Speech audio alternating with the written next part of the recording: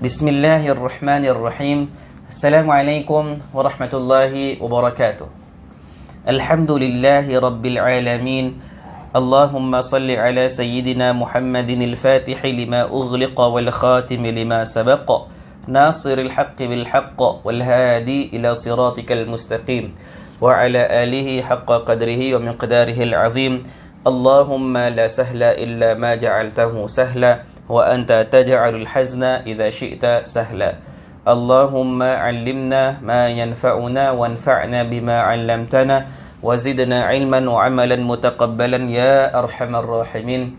Rabbi shrah li sadri wa yassir li amri wahlul 'uqdatan min lisani yafqahu qawli. Alhamdulillah, tuan-tuan yang dirahmati Allah Subhanahu wa taala sekalian, kita panjatkan puji dan syukur kita kepada Allah Subhanahu wa taala setinggi-tingginya. Dengan limpah kurnianya dapat sekali lagi kita bertemu di dalam video. Selalu saya kata bertemu di rumah Allah sebab kita berada di dalam masjid. Tapi hari ini nampak gayanya kalau anda tengok video ni bererti kita tengok video dari rumah. Kita sambut Ramadan, kita dengar ceramah, kita beribadah daripada dalam rumah. Jadi mudah-mudahan kita tidak bersatu di dalam rumah Allah secara jasadnya, namun kita bersatu di dalam doa-doanya. Mudah-mudahan setiap kali kita berdoa, kita masukkan sekali kawan-kawan kita masukkan sekali kesejahteraan umat Islam, kita masukkan sekali keselamatan manusia sejagat di seluruh dunia. Mudah-mudahan Allah permudahkan segala urusan, Allah kabulkan segala hajat, Allah perkenankan segala doa, Allah kabulkan segala amal ibadah. Baik, tuan-tuan yang dirahmati Allah Subhanahu wa taala sekalian, satu saya nak pesan, kita dah masuk dalam beberapa hari dalam bulan Ramadan ini. Selalu di masjid kalau kita habis salat, imam assalamualaikum warahmatullahi, assalamualaikum warahmatullahi, ada istighfar, ada yang berzikir dan sebagainya. Namun kebanyakannya nanti dia akan baca Ashhadu an la ilaha illallah astaghfirullah nas'alukal jannata wa na'udzubika minan nar. Baik, tuan-tuan yang dirahmati Allah Subhanahu wa taala sekalian, kita dalam bulan Ramadan kalau kita tak dapat solat di masjid, kita solat di rumah. Tak dapat jemaah di masjid, kita jemaah di rumah. Tak dapat buka di masjid, kita buka di rumah. Tarawih tidak dilakukan di masjid, kita tarawih dalam rumah. Of course, orang akan berkata, "Ustaz, tak sama." Ya tak? Kalau kat masjid tu ramai orang, semangat dia tu lain. Memang betul. Itu memang keistimewaan masjid-masjid di seluruh dunia atau di Singapura secara khusus atau lebih khusus sekali di Masjid Istighfar. Kalau saya masuk Masjid Istighfar tu, subhanallah, dia punya ruh ibadah orang-orang Pasiris ni memang luar biasa. Ramainya sambutnya, baik majlis maulid, baik Ramadan. Orang dulu kata kalau dah akhir-akhir Ramadan itu masjid makin maju, bukan maju apanya, maju softnya ke depan. Tapi Masjid Istighfar memang ini macam dia punya masyarakat sambut baik, ibadah luar biasa. Dan itu satu contoh yang patut dicontohi oleh orang-orang luar. Bukan tu saja, dengan dia punya 100 plus ke H2O dekat belakang tu, subhanallah, sejuk lagi dalam freezer. Terima kasih kepada yang menderma daripada Asatizah dan juga Imam. Dapat jumpa Ustaz Nazih lagi, subhanallah. Sekarang ada Ustaz Ma'az, subhanallah. Ahlan wa sahlan Ustaz Ma'az dengan Masjid Istighfar yang cukup memberikan impact dakwah yang meluas kepada masyarakat, khusus untuk orang-orang yang ada di Pasiris. Jadi kita tidak dapat bertemu di masjid, tapi ibadahnya di rumah jangan ditinggalkan. Satu perkara yang kamu semua jangan ditinggalkan adalah habis solat ataupun di mana-mana waktu, 4 amalan yang sangat digalakkan di dalam bulan Ramadan, iaitu banyakkan naik syahadah atau bersaksi bahawa tiada Tuhan melainkan Allah, iaitu tahlil, mengesakan Allah. Nombor 2, banyak di bulan Ramadan, banyak minta pengampunan daripada Allah. Banyak minta pengampunan daripada Allah. Ramadan ni adalah bulan membersihkan daripada dosa. Ramadan special sebab Ramadan. Dia macam apa tau? Orang masuk bulan Ramadan, satu Ramadan dia masuk, 30 hari Ramadan dia keluar, dosa tidak diampunkan. Contoh, orang masuk car wash tapi keluar dia lupa nak cuci kereta. Perumpamaan orang kata, apa masuk car wash, situ ada sabun, situ ada air, tapi dia masuk, dia jalan, dia lupa nak berhenti, dia jalan. Contoh orang akan kata, apa kau masuk car wash tapi kereta tak bersih, atau lupa nak cuci kereta. Itu Ramadan. Masuk Ramadan, satu hari bulan, keluar 30 hari bulan, keluar sama macam sebelumnya. Of course nanti orang kata, Ustaz, baru-baru keluar Ramadan okey, nanti dah lama. Itu lain cerita. Pokoknya Ramadan itself banyak minta pengampunan. Jadi lafaz syahadah ataupun naik saksi tadi Tuhan melainkan Allah, banyakkan. Lagi satu, minta pengampunan daripada Allah, istighfar. Kemudian dalam bulan Ramadan juga minta banyak-banyak agar Allah masukkan kamu ke dalam syurga. Inilah waktunya, minta banyak-banyak. 11 bulan sebelum Ramadan, minta Allah masukkan ke dalam syurga, amalan yang sangat terpuji. Dialah pemilik syurga, Dia pencipta kita, Dialah pencipta syurga. Maka minta Allah masukkan kita ke dalam syurga. Bulan Ramadan lebih-lebihkan. Dan yang terakhir, nombor 4, minta dijauhkan daripada azab api neraka. Dan saya berterima kasih kepada orang-orang imam-imam terdahulu, ustaz-ustaz, tok-tok lebay, ya, para kiai-kiai menghidupkan suasana di Singapura. Kalau waktu Ramadan, kita akan dengar suara imam muazzin bergema di dalam masjid. Asyhadu an la ilaha illallah, astaghfirullah, nas'alukal jannah. Kami minta syurgamu ya Allah. Wa na'udzubika minan nar. Kami minta dijauhkan daripada azab api neraka-Mu ya Allah. Empat ni komplit. Asyhadu an la ilaha illallah, astaghfirullah, nas'alukal jannata wa na'udzubika minan nar. Kamu tak pergi masjid untuk baca dengan imam, di rumah jangan tinggalkan. Habis salat ataupun sebelum berbuka dan sebagainya. So ini amalan jangan ditinggalkan. Boleh?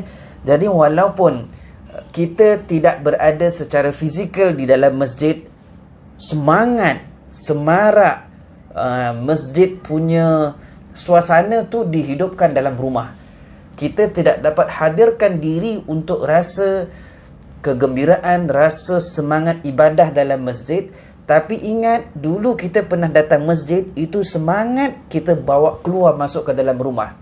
Antaranya adalah dengan cara berzikir. Antara zikir dalam bulan Ramadan yang jangan kalau boleh digalak-galakkan untuk banyak bacanya adalah tadi. Asyhadu an la ilaha illallah, astaghfirullah, nas'alukal jannata wa na'udzubika minan nar. Semua orang hafal. Sebab kita semua pernah merasakan kecantikan, keistimewaan, kegembiraan, semangat ibadah di dalam masjid. So bila bulan Ramadan, semangat itu jangan dihilangkan, jangan dilupakan. Bawa masuk rumah, hidupkan di kalangan keluarga anda. Jadi bila kita duduk rumah ni tuan-tuan yang dirahmati Allah, kita kurang berjumpa dengan orang ramai. Betul kita kurang berjumpa dengan orang ramai. Kalau kerja dipisah-pisahkan. Kalau kerja yang tak dibenarkan untuk pergi, kita duduk dalam rumah, kerja daripada dalam rumah. Dulu kalau secara anggaran awak jumpa dalam 60 orang satu hari, sekarang awak jumpa mungkin 4-5 orang. Itu pun orang rumah, anak-anak, emak pun kita call dan sebagainya. Saya kalau bangun waktu subuh, tengok tingkap burung bunyi, burung di luar rumah tu pun saya macam subhanallah. Sedap bunyi burung. Lama tak dengar bunyi burung. Sebab bila kita tak nampak, kita tak jumpa hiruk-piruk kekecohan di luar sana, kita mula appreciate kesunyian yang ada. Bila kita tak berjumpa kekecohan di luar, kita mula rasa senang, mula rasa appreciate dengan kesunyian yang ada. Jadi dengar bunyi burung pun rasa sedap. Tengok burung, Allah ciptakan burung-burung itu. Tengok burung-burung, tengok awan dan sebagainya. Allah cipta, semua bendanya Allah cipta. Jadi hari ini mungkin kita lebih banyak berfikir. Sebab bila kita tak banyak bercakap, bila kita tidak banyak berjumpa dengan orang, kita lebih banyak duduk bersendirian. Dan orang Muslim duduk seorang-seorang, dia bukan duduk kosong. Duduknya duduk orang yang berfikir. Sebab kita duduk, kita diri, dalam setiap pergerakan kita, kita mengingat Allah Subhanahu Wa Taala. Of course ni bukan perkara yang mudah, tetapi harus dibiasakan. Ayat Allah Subhanahu Wa Taala berfirman, "Allazina yadhkuruna Allah qiyaman wa qu'udan wa 'ala junubihim wa yatafakkaruna fi khalqis samawati wal ard. Rabbana ma khalaqta hadza batila subhanak faqina 'adzaban nar." Berzikir, memikir pada setiap kesempatan, berzikir kepada Allah, memikirkan ciptaan Allah Subhanahu Wa Taala yang cantik di langit dan di bumi ini. Itulah keadaan orang-orang yang beriman, keadaan orang-orang yang berjaya.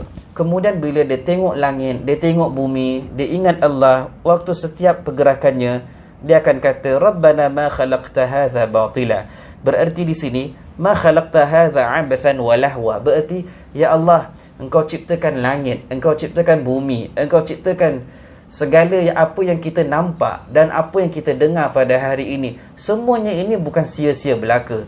Sebab tu tuan-tuan, ini dipanggil alam, alam semesta. Dulu saya belajar dalam bahasa Arab, alam, ain, alif, lam, mim, kan? Alam. Para ulama dinamakan semua semesta ni alam sebab menjadi alamat. Ini bahasa Arab kan? Alam, ain, alif, lam, mim. Alam adalah menjadi alamat. Alamat tu tanda. Tanda bagi apa? Seluruh alam adalah alamat. Seluruh alam adalah tanda. Tanda bagi apa? Tanda bagi kewujudan penciptanya. So segala alam ini adalah alamat kepada kewujudan, kepada wujudnya sang pencipta, iaitu Allah Subhanahu Wa Taala. So pada setiap pergerakan kita digalakkan untuk berzikir. Sebab tu hatta dalam salat sekalipun, para ulama mengatakan bila kita rukuk sebagai contoh, Allahu Akbar, rukuk, subhana rabbiyal azimi wa bihamdih, subhana rabbiyal azimi wa bihamdih, subhana rabbiyal azimi wa bihamdih. Sujud, subhana rabbiyal a'la wa bihamdih. Duduk, rabbighfirli, seterusnya.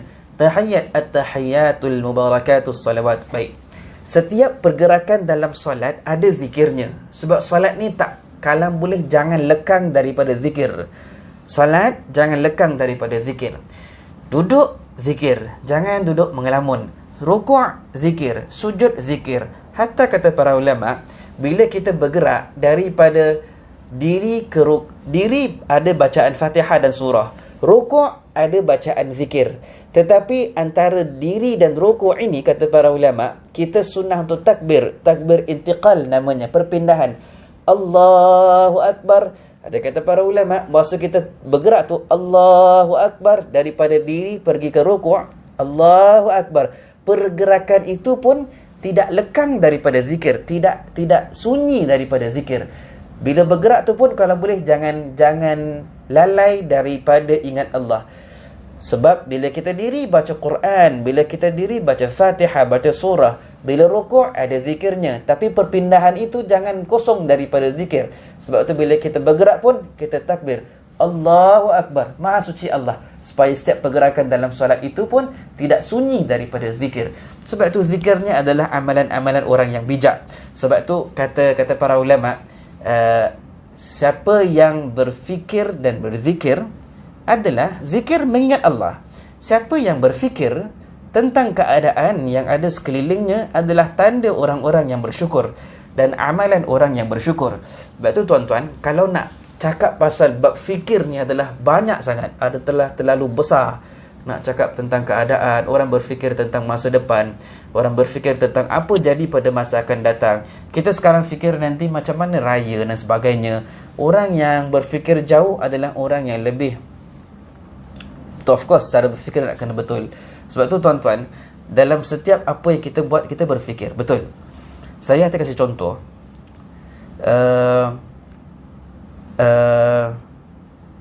Nabi Ibrahim alaihi salam, dalam setiap amalan itu kita berfikir, betul kan? Anak, contoh anak kita, bayi lah, ataupun contoh kita berkahwin, bernikah. Bila kita nikah, hati terfikir, macam mana keadaan aku nanti sebagai seorang suami? Isteri bila mendengar suami melafazkan ijab dan qabul, aku terima nikah Fulanah binti Fulanah, isteri air mata berlinangan, fikir, macam mana keadaan aku sebagai seorang isteri? Kemudian kita tengok handphone, tengok muka mak bapak, kemudian terfikir, macam mana nanti kalau ibu ayah dah tua, boleh tak aku khidmat sebagai seorang anak? Hidup ini penuh dengan fikir tentang masa depan, which is very good, tak ada masalah, bagus. Tapi para anbiya, ini pun tak ada je masalah. Contoh, fitrah ataupun biasa untuk kita persoalkan atau kita plan for kita punya future. Berfikir, Nabi Ibrahim alaihi salam, seorang Nabi ulul azmi, Ibrahim alaihi salatu wassalam, ayah kepada Nabi Ishaq dan juga Nabi Ismail. Semua orang tahu Nabi Ibrahim ayah kepada Nabi Ismail, sulung yang pertama. Kemudian juga ayah kepada Nabi Ishaq. Ishaq ayah kepada Nabi Yaqub. Yaqub ayah kepada Nabi Yusuf alaihimus salatu wassalam. Jadi ini Nabi Ibrahim alaihi salam. Dan bila kita pergi ke Mekah, Kaabah, semua orang tahu, satu ketika dulu Allah perintahkan Nabi Ibrahim untuk bina Kaabah bersama anaknya Nabi Ismail alaihimus salatu wassalam. Baik,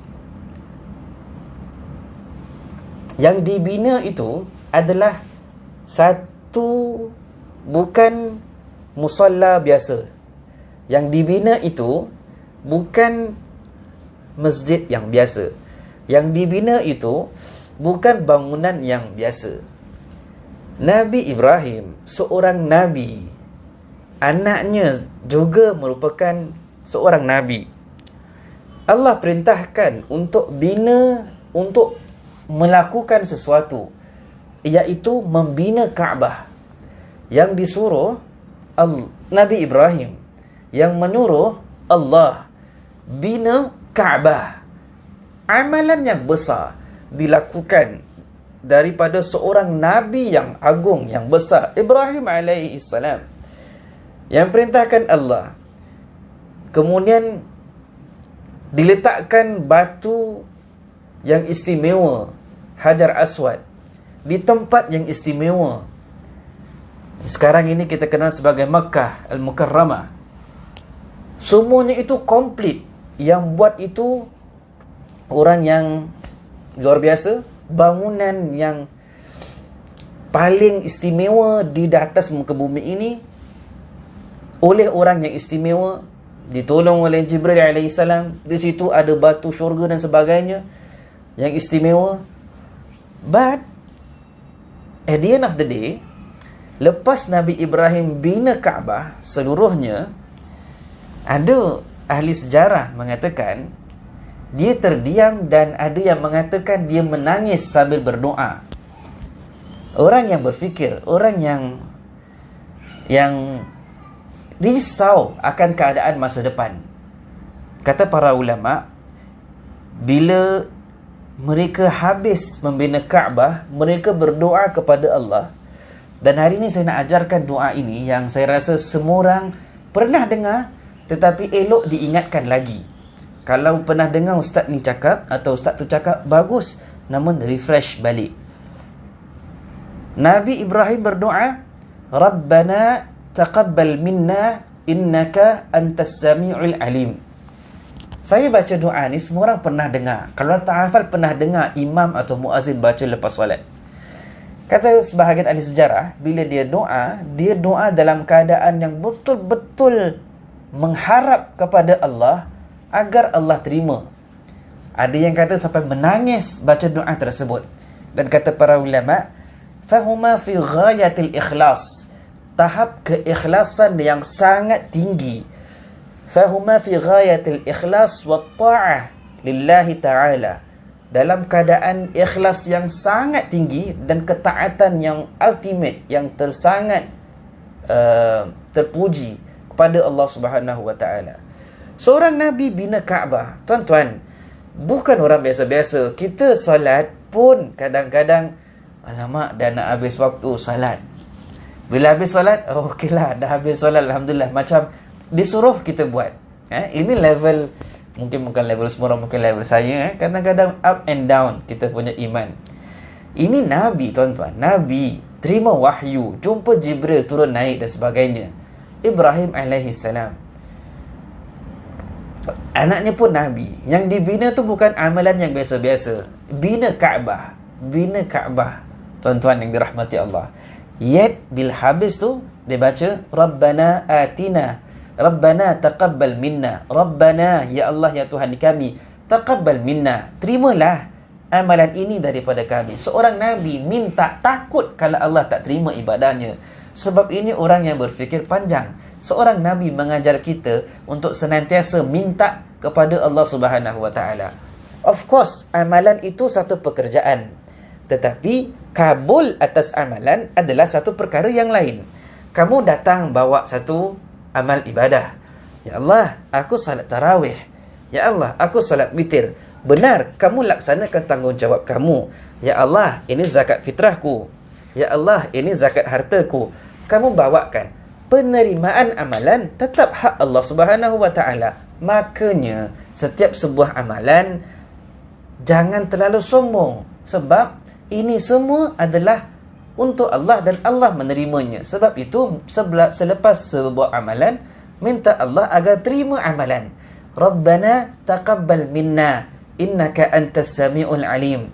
Rabbana, ya Allah Tuhan kami, taqabbal minna, terimalah amal ibadah ini daripada kami. Innaka antas sami'un alim. Sesungguhnya Engkau, ya Allah, Maha mendengar dan Maha mengetahui. Dan sebab itu, tuan-tuan, setiap amalan jangan tinggal. Habis puasa, satu hari malam duduk berfikir, ya Allah, terimalah amal ibadahku. Rabbana taqabbal minna. Hari ini bayar zakat fitrah, keluarkan, sama ada online atau sebagainya. Rabbana taqabbal minna innaka antas samiul alim. Sebab itu, tuan-tuan, syarat bagi sebuah ibadah itu semua kita dah belajar dalam hukum fikih. Penerimaannya minta Allah agar terima. Itu adalah tanda keikhlasan. Tanda keikhlasan daripada kita. Kita berfikir tentang masa depan. Yang paling lama dalam masa depan kita ini tidak terhenti di dunia. Sebab itu, tuan-tuan, kalau kita berfikir, orang-orang kebanyakan atau orang-orang yang orang beriman tidak berfikir kehidupannya berhenti selepas meninggal dunia. Orang beriman akan berfikir lepas kematian kita meninggal dunia, kita akan pergi ke satu alam, yang alam lain, barzakh, hari kiamat dan sebagainya. Kita orang-orang berfikiran jauh. Jadi risau, tuan-tuan, kalau kita buat satu perkara, contohlah ya, daripada rumah kamu pergi ke kapak, sampai depan kapak, nak naik motor, nak buka box, ambil helmet dalam box, lupa, ya Allah, rupanya kunci motor tertinggal kat rumah. Penat kan, jalan jauh dan sebagainya, sampai depan motor, kunci motor tak ada. Tapi tuan-tuan, boleh tak kamu patah balik rumah, ambil kunci motor dan pergi balik ke kapak untuk buka box, untuk ambil helmet motor dan naik motor? Boleh, tak ada masalah. Jauh macam mana pun, kamu boleh pergi ke motor, patah balik rumah, patah balik ke kapak. Tak ada masalah. Selagi mana kita di dunia, kita boleh pergi, boleh patah balik. Tetapi, tuan-tuan yang dirahmati Allah, bayangkan kalau akhirat, kamu sampai ke padang mahsyar, kemudian amalan itu tidak diterima. Rugi. Sebab itu, tuan-tuan, beramal satu perkara, minta amal itu diterima satu perkara. Sebab kita orang-orang yang berfikir jauh. Kita tidak fikir selepas habis amalan begitu saja. Sebab kita berfikir tentang kehidupan selepas kehidupan ini. Jadi tuan-tuan yang dirahmati Allah, sebab itu kata para ulama, al-a'mal suwarun qa'imah wa arwahuha sirrul ikhlas fiha. Amalan-amalan ini ibarat sebuah badan, jasad. Tetapi roh bagi jasad tersebut adalah ikhlas. Sebab kalau satu badan, satu jasad tanpa roh, dia akan kaku begitu. Amalan tanpa ikhlas pun kaku, sejuk. dia tak ada semangat dia. Semangat amalan itu adalah ikhlas. Lebih dalam keikhlasan, lebih sedap beramal. Ini cakap-cakap orang yang tak pandai daripada saya. Saya sampaikan daripada guru-guru kami dahulu. Mudah-mudahan ada manfaat. Mudah-mudahan Allah berikan kita keikhlasan dan juga ruh ibadah itu wujud. Walaupun jasad kita tak wujud di dalam masjid, tapi roh semangat masjid kita hidupkan di dalam rumah kita. Jadi amalan-amalan itu jangan ditinggalkan. We must think dalam benda-benda ni. Tuan, jangan asyik merungut, tapi cari jalan keluar. Tak dapat pergi masjid, ini yang terbaik buat masa ni. Tapi semangat masjid hidupkan dalam rumah. Sebab roh itu adanya situ, dalam ibadah itu. Keikhlasan itu sangat perlu. Sebab tu tuan-tuan dirahmati Allah, kalau kita minta syurga Allah, ingat, yang memasukkan kita syurga Allah adalah Allah, bukan amalan kita. Kalau tak ikhlas, memang tak jadi. Sebab itu dalam sebuah hadis mengatakan la yudkhilul ahadan amaluhul jannah. Seseorang itu amalannya tidak sekali-kali boleh membuatkan dirinya masuk ke dalam syurga. Ingat tuan-tuan, amalan-amalan kita tidak memasukkan kita ke dalam syurga. Para sahabat bertanya kepada Rasulullah, wala anta ya Rasulullah, Rasulullah, kamu pun, amalan kamu tak memasukkan kamu ke dalam syurga. Kata Rasulullah, wala ana, aku pun tidak dimasukkan ke dalam syurga dengan amalanku, kecuali kalau Allah merahmatiku. Berarti illa an yataghammadani Allahu bifadlihi wa rahmatihi. Aku pun masuk syurga dengan rahmat Allah, dengan rahmat Allah. Sebab tu tuan-tuan dirahmati Allah, segalanya kita minta daripada Allah Subhanahu wa taala. Nak masuk syurga, minta Allah dimasukkan ke dalam syurga, bukan amalan kita sahaja. Nak lari daripada neraka, minta Allah dijauhkan daripada neraka. Kita beribadah, minta Allah terima ibadah tersebut. So, bila kita faham konsep ini, kita akan meletakkan diri kita dan meletakkan Allah itu di tempat yang selayak-layaknya. Segala puji bagi Allah, tiada kekurangan bagi Allah. So, ingat tuan-tuan dirahmati Allah, kita berada di dalam bulan Ramadan. Saya nak kata pastikan tu tak susah lah ya. Cuba sedaya upaya. Masuk bulan Ramadan, keadaan kita begini. Bila keluar bulan Ramadan, keadaan kita berada di tinggi, di tempat yang lebih tinggi. Masuk bulan Ramadan, kita kotor selama 11 bulan, macam-macam kita lakukan. Sekarang kita duduk rumah, fikir sedalam-dalamnya, apa yang kami nak, apa yang aku nak raih bila aku keluar bulan Ramadan ini. Adakah setakat sama seperti Ramadan yang lalu? Setentunya tidak. Satu. Dua adalah jangan tinggalkan semangat roh yang ada di dalam masjid itu dibawa ke dalam rumah. Memang tak akan sama, tetapi inner self tu nak kena hidupkan suasana masjid di dalam rumah. Kita tak dapat ibadah di masjid, semangat masjid dibawa ke dalam rumah. Lepas solat, waktu zikir, kita baca. Apa nak baca? Banyak tuan-tuan guru, ustaz-ustaz dah ceramah di majlis istighfar dan sebagainya, macam-macam. Amalkan. Antaranya jangan tinggal asyhadu an la ilaha illallah, astaghfirullah, nas'alukal jannata wa na'udzubika minan nar. 4 perkara, jangan lupa. Habis sesebuah amalan, jangan tinggal, minta Allah terima amalan tersebut. Rabbana taqabbal minna innaka antas sami'ul alim. Minta Allah terima amalan kamu itu. Wallahu ta'ala a'lam bissawab. Sekali lagi saya berterima kasih kepada warga kerja, sukarelawan Masjid Istighfar, para asatizah sekalian, mengadakan inisiatif untuk video ini. Mudah-mudahan semuanya berjalan lancar. Segala amal ibadah di bulan Ramadan ini Allah berkati kehidupan keluarga kita dan memberikan kita yang terbaik insya-Allah. Wallahu ta'ala a'lam bissawab. Assalamualaikum warahmatullahi wabarakatuh.